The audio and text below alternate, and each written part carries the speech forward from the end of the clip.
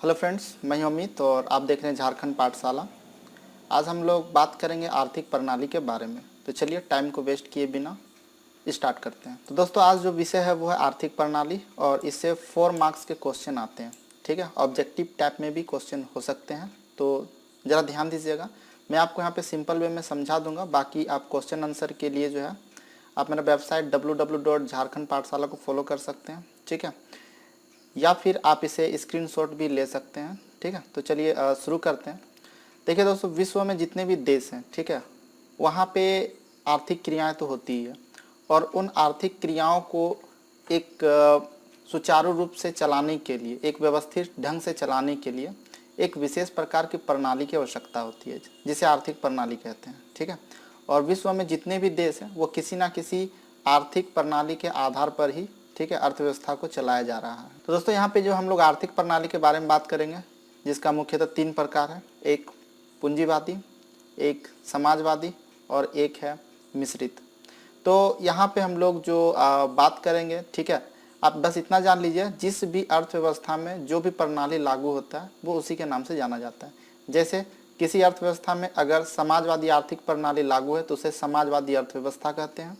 अगर पूंजीवादी प्रणाली लागू है तो उसे पूंजीवादी अर्थव्यवस्था कहते हैं, और जहाँ पे मिश्रित है वहाँ पे मिश्रित अर्थव्यवस्था कहते हैं। चलिए डिटेल से इसे जान लेते हैं। पहला जो क्वेश्चन है दोस्तों, इससे समाजवादी अर्थव्यवस्था क्या है और इसकी विशेषता का व्याख्या करें। ठीक है, तो समाजवादी अर्थव्यवस्था क्या और इसकी कौन कौन सी विशेषताएं होती हैं। तो दोस्तों देखिए, समाजवादी अर्थव्यवस्था में सिंपल मैं आपको बता दे रहा हूँ। ठीक है, एक ऐसी अर्थव्यवस्था जिसमें उत्पादन के सभी भौतिक साधनों पर समाज का स्वामित्व पाया जाता है। ठीक है, उसे समाजवादी अर्थव्यवस्था कहते हैं। यहाँ पे जो आर्थिक प्रणाली का जो संचालन होता है, ठीक है, वो संचालन एक सामान्य योजना के अंतर्गत या तो संपूर्ण समाज का प्रतिनिधि और उसके प्रति उत्तरदायी संस्थाओं द्वारा किया जाता है। यहाँ पे जो भी वस्तुएं उत्पादित होती है उस पे किसी एक विशेष व्यक्ति का अधिकार या विशेष संस्था का अधिकार ना होकर के पूरे समाज का अधिकार होता है। चलिए इसके विशेषता को हम लोग जान लेते हैं। तो इसका जो पहला विशेषता है दोस्तों, वो है सामाजिक स्वामित्व। जैसे कि मैंने आपको बताया कि समाजवादी अर्थव्यवस्था में जिस भी भौतिक वस्तुओं का उत्पादन होता है उसमें पूरे समाज का अधिकार पाया जाता है। ठीक है, पूरे समाज का उसमें स्वामित्व होता है।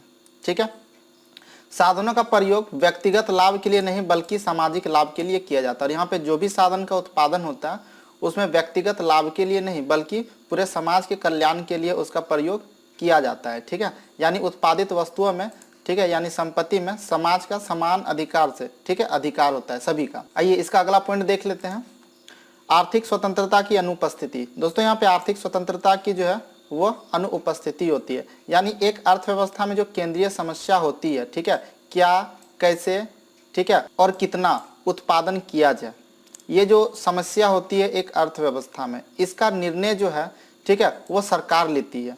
ठीक है, और वो केंद्रीय नियोजन संस्था स्वयं समाज की आवश्यकताओं को ध्यान में रख करके करती है। यानी एक तो इसका जो निर्णय है किन वस्तुओं का उत्पादन किया जाए, कैसे किया जाए और कितनी मात्रा में किया जाए, ये निर्णय यहाँ पे सरकार लेती है। ठीक है, कीमत संयंत्र की गौण भूमिका होती है यहाँ पर। यानी इस अर्थव्यवस्था में कीमत का निर्धारण कीमत संयंत्र के द्वारा नहीं होता बल्कि सरकार अपने अनुभव के द्वारा करती है। यानी इस अर्थव्यवस्था में जिन वस्तुओं का उत्पादन होता है उसका कीमत निर्धारण में सरकार का नियंत्रण होता है। ठीक है, सरकार उसे नियंत्रित करती है, यानी सरकार खुद से वो तय करती है अपने अनुभव के अनुसार। ठीक है, तथा ये जो कीमत का जो निर्धारण होता है वो समाज के कल्याण को देख करके किया जाता है, ताकि उस समाज में प्रति व्यक्ति यानी प्रत्येक व्यक्ति को उत्पादित वस्तुओं का एक निश्चित जो अंश है यानी एक निश्चित जो मात्रा है वो उसको मिल सके। अगला है प्रतियोगिता की अनुपस्थिति। दोस्तों इसमें प्रतियोगिता की अनुपस्थिति होती है क्योंकि यहाँ पे जो भी उत्पादन होता है, ठीक है, ये उत्पादन गवर्नमेंट करवाती है। यानी क्या उत्पादन करना है, कैसे करना, कितनी मात्रा में करना है, इसका निर्णय जब गवर्नमेंट लेती है तो किस क्षेत्र में किस वस्तु का कौन सा उद्योग लगेगा इसका निर्णय भी एक गवर्नमेंट ही लेती है। और इस कारण वहाँ पे दूसरा कोई प्रतिस्पर्धी नहीं होता है और यहाँ पर प्रतियोगिता जो है वो ना के बराबर पाई जाती है, यानी शून्य के बराबर प्रतियोगिता पाई जाती है इस अर्थव्यवस्था में। तो ये तो था दोस्तों समाजवादी अर्थव्यवस्था और उसकी विशेषताएं। चलिए हम लोग देख लेते हैं पूंजीवादी अर्थव्यवस्था। पूंजीवादी अर्थव्यवस्था क्या है, इसकी विशेषताओं की व्याख्या कीजिए या इसकी कौन कौन सी विशेषताएं होती है। तो ध्यान रखिए, जैसे समाजवादी अर्थव्यवस्था में ठीक है उत्पादित वस्तुओं पर जो है समाज का स्वामित्व पाया जाता है, ठीक है। इसके विपरीत पूंजीवादी अर्थव्यवस्था है, ठीक है, ये जस्ट समाजवादी के अपोजिट होता है। यानी यहाँ पे जितने भी वस्तुओं का उत्पादन होता है, ठीक है, उसमें किसी व्यक्ति का या किसी उद्योग का या संस्था का निजी स्वामित्व पाया जाता है, ठीक है। इसमें बाजार को नियंत्रित करने में सरकार का कोई भी सक्रिय भूमिका नहीं होता है, यानी बाजार को गवर्नमेंट बिल्कुल भी नियंत्रित नहीं करती है, इसमें उसका कोई भी हस्तक्षेप नहीं होता है, ठीक है। पूंजीवादी अर्थव्यवस्था में उत्पादन या निर्माण के साधन मुख्य रूप से निजी स्वामित्व होता है। जिन व्यक्तियों के पास निर्माण के साधन होते हैं जैसे कारखाने, मिल और उद्योग आदि, ठीक है, इसमें जो भी उत्पादित माल होते हैं उसे बेच करके वे लोग लाभ कमाते हैं और उसमें उनका जो है निजी अधिकार होता है, यानी खुद का अधिकार उसमें होता है, ठीक है। दूसरी बात, ये जो अर्थव्यवस्था होती है यहाँ पे जो उत्पादन होती है उसका एक ही मकसद होता है और वो होता है लाभ कमाने को लेकर के, ठीक है, यानी उत्पादित यहाँ पे सिर्फ लाभ कमाने के उद्देश्य से किया जाता है। समाजवादी में क्या होता है, तो समाज के कल्याण के लिए उत्पादन होता है, जबकि यहाँ पर लाभ कमाने के लिए उत्पादन किया जाता है। तो दोस्तों इसका जो पहला जो विशेषता है वो है निजी संपत्ति का होना, ठीक है, यानी इसमें जो भी ये जो अर्थव्यवस्था है इसमें अपनी संपत्ति के मालिक होते हैं, ठीक है। पूंजीवादी अर्थव्यवस्था में आप जो है ना अपने संपत्ति के जो है मालिक होते हैं, जैसे उपकरण, भूमि, मशीन और कारखानों जैसे निर्माण के सभी संसाधनों का स्वामित्व, ठीक है, निजी व्यक्तियों के पास में होता है। दूसरा, मूल्य का निर्धारण। दोस्तों यहाँ पे जो मूल्य का निर्धारण जो होता है पूंजीवादी अर्थव्यवस्था में, ठीक है, यहाँ पे कंपनियां या फिर उद्योग बाजार की मांग और पूर्ति के आधार पर उत्पाद की कीमतें निर्धारित करते हैं, ठीक है। यहाँ पे मूल्य के निर्धारण में गवर्नमेंट का कोई भी हस्तक्षेप नहीं होता है, यानी जब उत्पादन के वस्तुओं पे निजी स्वामित्व होता है तो खुद का अधिकार भी होता है कि वो वस्तु की कीमत का निर्धारण करे। लेकिन यहाँ पे जो कीमत का जो निर्धारण किया जाता है वो कीमत संयंत्र के द्वारा किया जाता है, यानी बाजार में पूर्ति और मांग को देखते हुए जो है ना कीमत का निर्धारण होता है। मूल्य निर्धारण किसी भी प्रकार के बाहरी हस्तक्षेप जैसे सरकारी और अन्य बाहरी कारकों से मुक्त रहती है। यहाँ पे सरकार बिल्कुल भी हस्तक्षेप नहीं करती है मूल्य के निर्धारण में। अगला है उद्योग की स्वतंत्रता होती है। दोस्तों यहाँ पे आप अपनी मनपसंद, ठीक है, उद्योग का चयन कर सकते हैं, बाजार में उतर सकते हैं, ठीक है, अन्य उद्योगों के साथ प्रतिस्पर्धा कर सकते हैं। जैसे समाजवादी में क्या होता है, वहाँ पे किसी भी एक क्षेत्र में किसी भी वस्तु के लिए उद्योग जो है गवर्नमेंट का होता है, एक हो या एक से ज़्यादा, ऐसे तो एक ही होता है और एक से ज़्यादा भी होगा तो गवर्नमेंट का ही होता है, वहाँ पे प्रतिस्पर्धा बिल्कुल भी नहीं होती है। लेकिन पूंजीवादी में क्या होता है, किसी भी क्षेत्र में एक ही उद्योग के कई सारे फर्म हो सकते हैं, ठीक है, और कई सारे फर्म होने के कारण क्या होता है, वहाँ पे प्रतिस्पर्धा होती है। हर फर्म जो होता है वो दूसरे से क्या करता है, पे प्रतिस्पर्धा करता है ताकि वो कस्टमर को अपनी ओर ज़्यादा आकर्षित कर सके। तो दोस्तों यहाँ पे अगला जो इसका जो पॉइंट है यानी जो विशेषता है वो ग्राहक की संप्रभुता, ठीक है। इसमें क्या होता है, पूंजीवादी बाजार में ग्राहकों की महत्वपूर्ण भूमिका होती है, ठीक है। पूंजीवादी बाजार में ग्राहकों की मांग और इच्छा के आधार पर उत्पादों का मूल्य निर्धारण किया जाता है, ठीक है। दोस्तों यहाँ पर जो है ना कस्टमरों को जो है यहाँ पर ज़्यादा वैल्यू दिया जाता है, ठीक है, पूंजीवादी अर्थव्यवस्था में, क्योंकि देखिए यहाँ पे जो उत्पादन कर रहा है उत्पादक करता, उसका एक ही मकसद होता है और वो अधिक से अधिक लाभ कमाना, जिसके लिए उसके पास अधिक से अधिक कस्टमर होना चाहिए। और इस कारण वो जो वस्तु जो तैयार करता है और उसका जो कीमत निर्धारण करता है वो उपभोक्ता के मांग के अनुसार ही करता है, ठीक है। इसके अलावा प्रतिस्पर्धा के चलते ग्राहकों को कम से कम मूल्य पर सर्वोत्तम उत्पाद और सेवाएं मिल सकती है और मिलती भी है। दोस्तों यहाँ पे प्रतिस्पर्धा होने के कारण क्या होता है, कम कीमत पर जो है ना अच्छा सुविधा जो है कस्टमर को उपलब्ध हो जाता है। देखिए इसका अगला बिंदु है लाभ का उद्देश्य, ठीक है। पूंजीवादी जो व्यवस्था है उसमें उद्योग का मुख्य उद्देश्य अधिकतम लाभ कमाना होता है। इस कारण उद्योग सर्वोत्तम वस्तुओं और सेवाओं का उत्पादन करने के लिए प्रोत्साहित होते हैं और इसका सीधा लाभ ग्राहक को मिलता है। जहाँ पे स्पर्धा होगा वहाँ पे क्या होगा, एक कंपनी जो होगा वो दूसरे कंपनी से जो है ना कंपटीशन करेगा और इस कंपटीशन में क्या होता है वो अच्छा सर्विस देने का कोशिश करता है ग्राहकों को, ठीक है। इसका अंतिम बिंदु है दोस्तों वो है स्वतंत्रता। पूंजीवादी अर्थव्यवस्था में ग्राहक अपनी इच्छा के अनुसार कोई भी सामान किसी भी कंपनी से खरीद सकते हैं तथा कारोबारी कोई भी कारोबार बिना किसी हस्तक्षेप का जो है कर सकता है इस अर्थव्यवस्था में। तो ये पूंजीवादी अर्थव्यवस्था और उसकी विशेषता था दोस्तों। चलिए अब हम लोग मिश्रित अर्थव्यवस्था के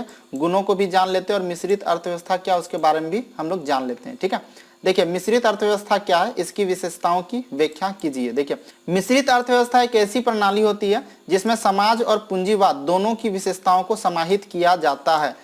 मिश्रित का अर्थ है दोस्तों यहाँ पे मिला जुला आपको मिल जाएगा। ठीक है, यानी समाजवादी का भी गुण आपको मिलेगा और पूंजीवादी का भी गुण आपको यहाँ पे मिल जाएगा। यहाँ निजी संस्थाएं अधिक से अधिक लाभ कमाने के लिए काम करती है, जबकि सरकारी क्षेत्र में सभी नागरिकों के कल्याण और विकास के लिए काम करती है। ठीक है, तो यहाँ पर दोनों का अस्तित्व होने के कारण पूंजीवादी जो है वो क्या करता है, यहाँ पे जितने भी निजी उद्योग होते हैं, ठीक है, वे लोग जो है ना अधिक से अधिक लाभ कमाने के लिए उत्पादन करते हैं, जबकि जो सरकारी क्षेत्र होता है वो समाज के कल्याण के लिए उत्पादन कराता है। भारत के साथ साथ अन्य कई देशों ने भी समाजवादी और पूंजीवादी अर्थव्यवस्था का मिश्रण को अपनाया है। अभी वर्तमान के समय में अगर आप ये जानना चाहेंगे कि कौन सा देश है जो कम्प्लीटली पूंजीवाद है या कंप्लीटली वो समाजवाद है, तो ऐसा कोई भी उदाहरण नहीं है, ये सिर्फ आपको पुस्तक में ही मिलेंगे। क्योंकि अभी वर्तमान समय में विश्व में जितने भी देश है वहाँ पे ये मिश्रित अर्थव्यवस्था को ही अपनाया गया। हाँ, किसी की मात्रा कम और किसी की मात्रा ज़्यादा है। ठीक है, तो यहाँ पे वैसे अगर क्वेश्चन आता है कि एक पूंजीवादी का उदाहरण दीजिए तो आप अमेरिका का नाम दे सकते हैं, समाजवादी का नाम अगर पूछा जाए तो आप जो है चीन का नाम दे सकते हैं। ठीक है, और मिश्रित अर्थव्यवस्था में आप भारत का नाम दे सकते हैं। ठीक है, क्वेश्चन ये भी आता है कि भारत ने किस अर्थव्यवस्था को अपनाया है, तो ये मिश्रित अर्थव्यवस्था हो जाएगी। चलिए इसके विशेषता को भी जान लेते हैं। मिश्रित अर्थव्यवस्था ऐसी नीतियां और स्थितियां प्रदान करती हैं जिससे निजी और सार्वजनिक क्षेत्र एक ही समय में सह अस्तित्व में हो सकते हैं और अपना विकास एवं विस्तार कर सकते हैं। ठीक है, यह एक ऐसा स्थिति प्रदान और नीति प्रदान करता है यह अर्थव्यवस्था जिसमें निजी और सार्वजनिक क्षेत्र दोनों ही मौजूद रहते हैं और अपना विकास और विस्तार करते हैं। मिश्रित अर्थव्यवस्था में नागरिकों को अपना व्यवसाय चुनने का यहाँ पे पूर्ण स्वतंत्रता होता है। जी हाँ, क्योंकि यहाँ पे पूंजीवादी भी होता है तो यहाँ पे भी आप व्यवसाय जो है अपने मनपसंद का चुन सकते हैं। नागरिक उद्योग और व्यक्तिगत व्यवसाय स्थापित कर सकते हैं। हालांकि कुछ क्षेत्र को छोड़ करके जैसे कि रक्षा विभाग, बिजली विभाग, बैंकिंग, ठीक है, ये सब जो क्षेत्र है इसमें सरकार का जो है एकाधिकार पाया जाता है। ठीक है, यानी कुछ क्षेत्रों में जो है ना सरकार का एकाधिकार है और बाकी क्षेत्रों पर जो है उसमें निजी स्वामित्व पाया जाता है।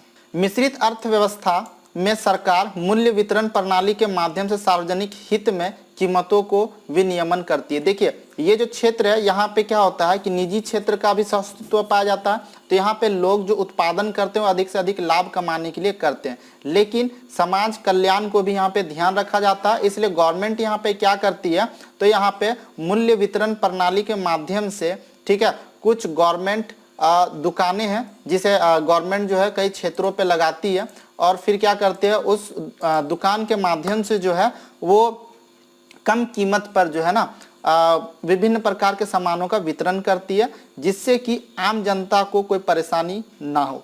ठीक है, तो चलिए इसका अगला पॉइंट भी हम लोग देख लेते हैं। मिश्रित अर्थव्यवस्था में निजी संपत्ति बनाने और रखने की अनुमति होती है, लेकिन संपत्ति और आय के समान वितरण पर जोर दिया जाता है। देखिए यहाँ पर बिल्कुल आप निजी संपत्ति जो है वो एकत्रित कर सकते हैं, उसको जितना चाहे आप जमा कर सकते हैं, उस पर आपका अधिकार होगा, लेकिन गवर्नमेंट यहाँ पे जो नीति बनाती है उसमें समान आय वितरण का जो है समान आय के वितरण पर जो है ज़्यादा जोर देती है। सरकार का जो नीति होता है उसमें यह कोशिश होता है कि यहाँ पे गरीबी और अमीरी की जो खाई है उसको कम किया जा सके। और इसी कारण से क्या होता है, मिश्रित अर्थव्यवस्था में किसी एक या कुछ विशेष लोगों का एकाधिकार नहीं होता है। ठीक है, अगला विशेषता है दोस्तों इसका कि मिश्रित अर्थव्यवस्था में सरकार हमेशा आर्थिक नियोजन और नियमों के माध्यम से आर्थिक विकास को बढ़ावा देती है। इस तरह आर्थिक नियोजन मिश्रित अर्थव्यवस्था का एक महत्वपूर्ण हिस्सा होती है। यहाँ पे जो भी कार्य होता है वो एक आर्थिक नियोजन के अनुसार ही होता है दोस्तों। अगला जो बिंदु है दोस्तों वो है सरकार मूल्य पर नियंत्रण रखती है और विनियमन करती है। आमतौर पर सरकार मूल्य प्रणाली में हस्तक्षेप नहीं करती है और उद्योग अपने माल की कीमत निर्धारित करने के लिए स्वतंत्र होते हैं। हालांकि राष्ट्रीय संकट या फिर आपात स्थिति के समय में सरकार मूल्य नियंत्रण अपने हाथों में ले लेती है और पीडीएस के माध्यम से माल वितरित करती है। ठीक है दोस्तों, तो मिश्रित अर्थव्यवस्था में क्या होता है, यहाँ पे जो निजी उद्योग होते हैं ना उन्हें पूरा अधिकार होता है कि वह अपने वस्तुओं का जो है ना कीमत निर्धारण कर सके। लेकिन कभी कभी देश में अगर ऐसा सिचुएशन आ जाए, कोई आपात स्थिति आ जाए या कोई राष्ट्रीय संकट आ जाए, तो ऐसा कंडीशन में जो है गवर्नमेंट जो है यह निर्णय लेती है मूल्य का निर्धारण करना का। वो अपने अनुसार किसी भी वस्तु का मूल्य का निर्धारण करती है। इसके अलावा जो है वह पीडीएस जो दुकान होती है दोस्तों, उसके माध्यम से जो है वो सस्ते दर पर जो है गरीबों को या फिर कुछ विशेष लोगों को, ठीक है, राशन या फिर अन्य सामान जो है वो उपलब्ध कराती है, जैसे अभी कोरोना के सिचुएशन में हुआ है। ठीक है, वैसे गवर्नमेंट बहुत से ऐसे राशनों का दाम जो है एक तय कर दिया कि इससे ज़्यादा उस वस्तु का कीमत ऐसी स्थिति में नहीं हो सकती है, ताकि जनता का शोषण ना हो। ठीक है, चलिए अगला बिंदु को देख लेते हैं।